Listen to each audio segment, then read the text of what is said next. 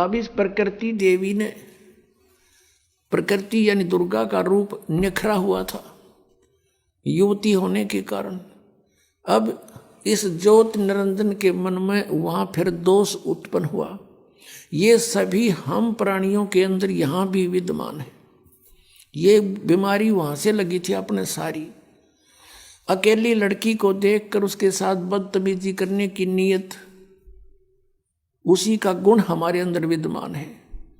उसने सुंदर लड़की को देखकर एकदम आव भाव बदल गए। लड़की भी पहचान गई कि इसके मन में दोष आ चुका है। तब उस लड़की ने अपनी इज्जत रक्षा के लिए कहा कि ज्योति निरंजन, हे सरपुरुष, हे बड़े भाई, देख तू मेरा बड़ा भाई, मैं छोटी बहन तेरी उत्पत्ति पिता ने अपने वचन से की थी, अंडे से, और हमारी उत्पत्ति भी उन्होंने की है। तुम हमारा बड़ा भाई, हम तेरे छोटी बहन। अब भाई बहन का ये काम अच्छा नहीं, महापाप होगा, तू जुल्म ना करे।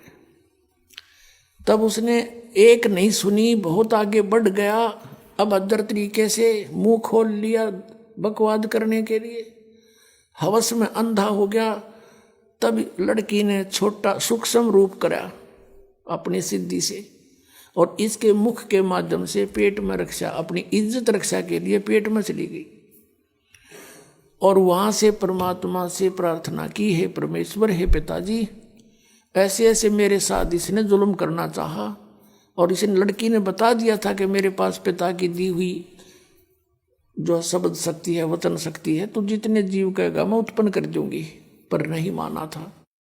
तब लड़की ने कहा, पिताजी, इसने मेरे साथ ऐसा जुल्म किया, मेरी रक्षा करो, मेरी रक्षा करो। परमेश्वर वहां पहुंच गए अपने पुत्र जोगजीत के रूप में। परमात्मा कहते हैं, सोचल छिद्र मैं करूं अपने धन के काज।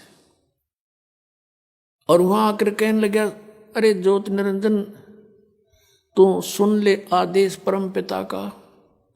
तूने बहुत जुल्म किया यहाँ पर, अब तू इस लोक में रहने योग्य नहीं है। तूने इस पवित्र लोक में ऐसा जुल्म करने की सोची, लड़की को उसके पेट से निकाल दिया, पेट पाड़ के इसका, और फिर सी दिया उल्टाई। शब्द में बहुत बड़ी शक्ति होती है पुण्यात्माओं। अब तो हम आध्यात्मिक मार्ग में कति -0 हो गए, हमारा अविश्वास हो जाता है इन बातों पर। लड़की बाहर निकाल दी और उसको कह दिया कि ज्योति निरंजन, अब सुन ले आदेश परम पिता का। वो खुद ही बोल रहे थे, परम पिता खड़े ही थे। आज के बाद तेरा नाम काल होगा, 1 लाख मानुष शरीरधारी प्राणियों का नित आहार करेगा और 1.25 लाख की उत्पत्ति किया करेगा। और तू निकल जा यहाँ से, इस लोक में रहने योग्य नहीं है। ले जा तेरे 21 ब्रह्मांड को, यहाँ से चला जा बहुत दूर और निकल जा। दुर्गा तू भी, तुमने इसके साथ रहने का प्रॉमिस किया था, और खाओ धक्के तुम। अब देगा तो नहीं, यो टिंडे ले जाओ जिसके ऊपर आसक्त हुए थे। इतना कहा था कि 21 ब्रह्मांड विमान की तरह चल पड़े वहां से। अब इसने अपनी गलती की कुछ एहसास हुआ। जोगजीत रूप में खड़े परमात्मा से कहा कि बड़े भाई, मेरी माफी करवा दो, पिताजी से मेरी अर्ज कर दो कि मुझे क्षमा कर दे। जोगजीत ने कहा, भाई मेरे को आदेश जितना था तेरे तो बता दिया, अब जाइए यहाँ से। इतना कहकर वो चल पड़ा। आगे आकर सहज दास का द्वीप है, जब इसके 21 ब्रह्मांड आ रहे थे, इसने वहां विमान को रोका थोड़ी देर और कहा, सहज दास, मेरी अर्ज कर दे पिता परमात्मा से, मेरी क्षमा याचना कर दो, प्रार्थना कर दो। सहज दास कहने लगा, भाई डट जाते, रुक जा थोड़ी सी देर। सहज दास वहां से गया भगवान, क्योंकि वहां बहुत लंबा चौड़ा क्षेत्र है और वहां उनके मन अपने अपने विमान, अपना शरीर आसानी से कहीं कितनी स्पीड से उड़ा के जा सकता है। पहुंच गए सतलोक के आखिरी छोर में, जहां परमात्मा विराजमान है, ध्रुवलोक के 3रे पृष्ठ पर, यानी अंतिम छोर पर।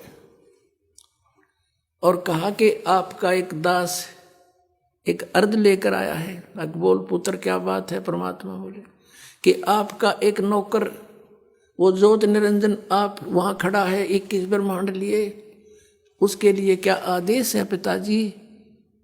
मैं ये आदेश ले रहा हूँ। वो कुछ कह रहा कि मुझे माफ कर दे। परमात्मा ने कहा कि इसको भेज दे मन कर्म वचन से, ये दुष्ट यहाँ नहीं रहना चाहिए, इसको निकाल यहाँ से, भगा दे और जा वापस। इतना कहती तुरंत वापस आ गया सहजदास और कहा भाई मैंने तो अर्ज करी थी पर तू जा बड़भागी, यहाँ से निकल, मन नहीं पटवा होगा तू, भाग जा से। तो वहां से 21 ब्रह्मांड लेकर 16 शंख कोश की दूरी पर ये आ गया। वहां ये ब्रह्मांड रुक गए और फिर अपने आप मालिक के विधान से वो घूमने लगे। वहां चक्कर का